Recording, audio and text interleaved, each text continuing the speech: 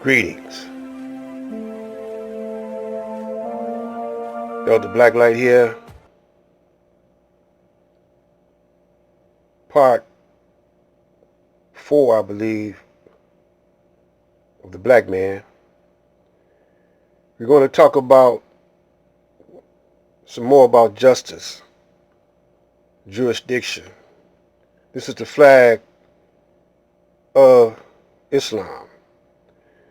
A book written, a little short book written by the Honorable Elijah Muhammad, explaining the significance of our flag. It says,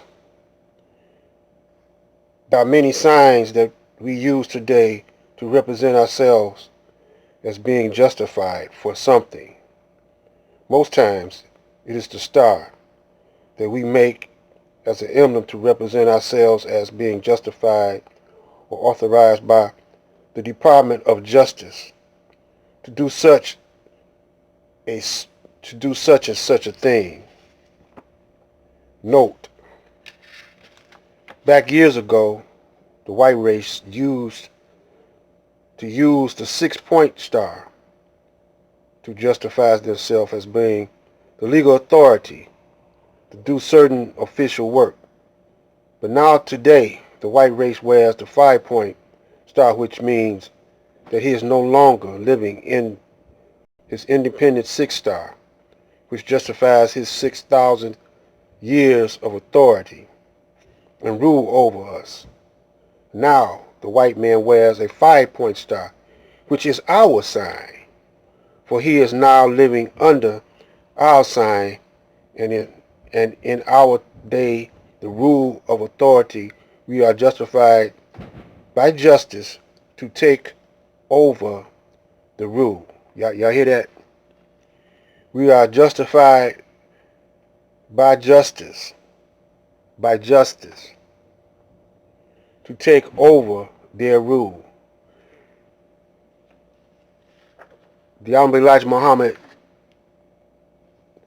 once said that the name Jesus meant justice.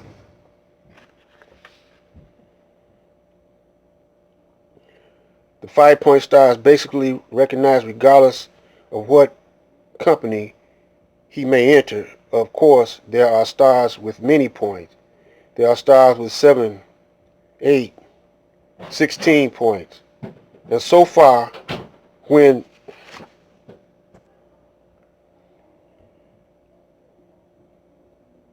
I had to say something to my grandson, let me continue.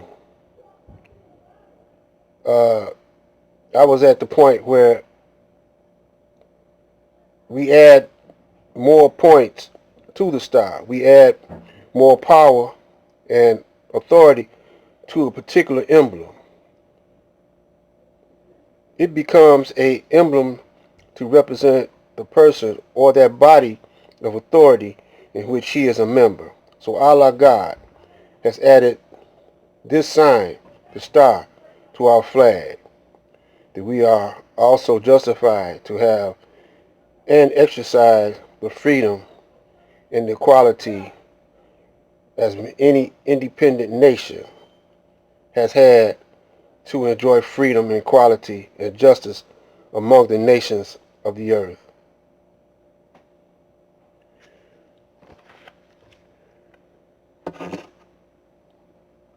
So what he's saying there is time to go for self,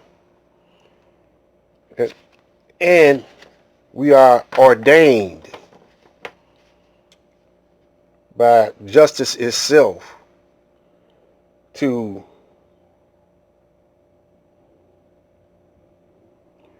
take over the rule. Too much injustice is present on the planet. Next video, we're going to get into the 12 powers and who the black man really is. But this video right here, I want to point out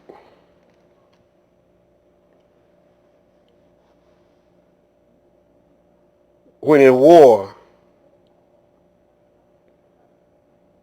there are those of you who don't agree that we're in war, but I'm not talking to y'all, because y'all too slow to know. I'm talking to the brothers and sisters who have an inclination that something ain't right. I'm talking to the brothers and sisters who want to defend themselves against injustice. Some of you have been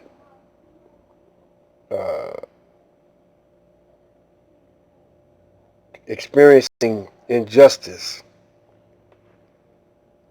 When in war, one must study the technique and strategy and motives of his unseen or his seen enemy first, and learn to defend himself against those attacks.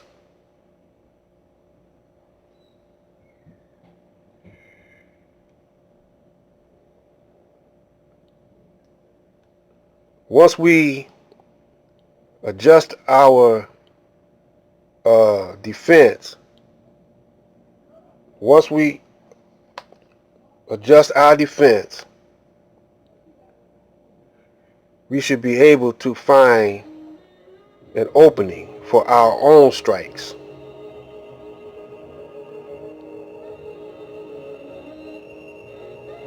See, you got to know the enemy's motives.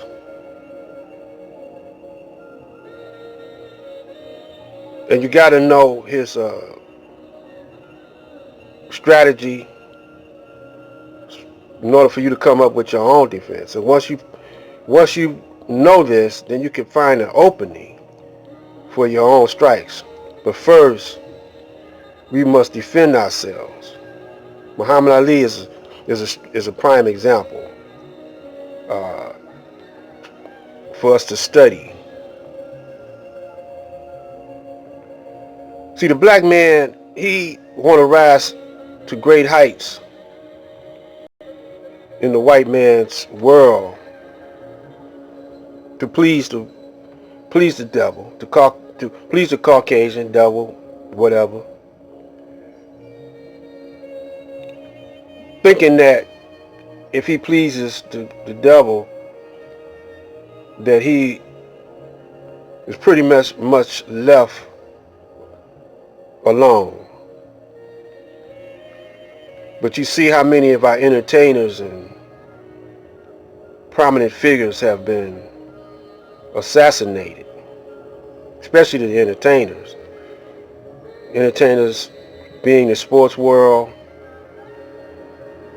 music world, the show world. So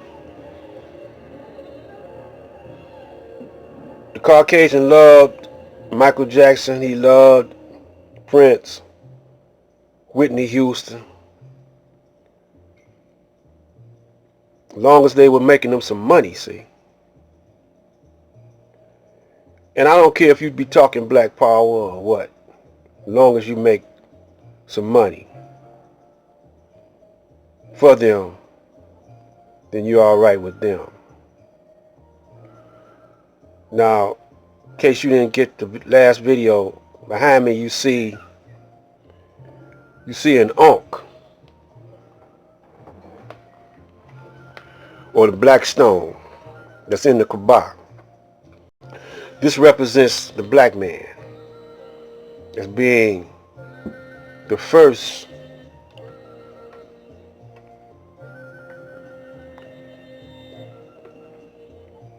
entity, or the first being.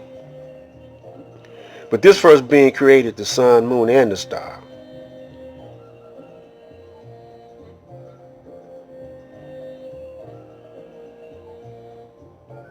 So this is Black Light. We're going to go a little deeper in the next video. So stay tuned.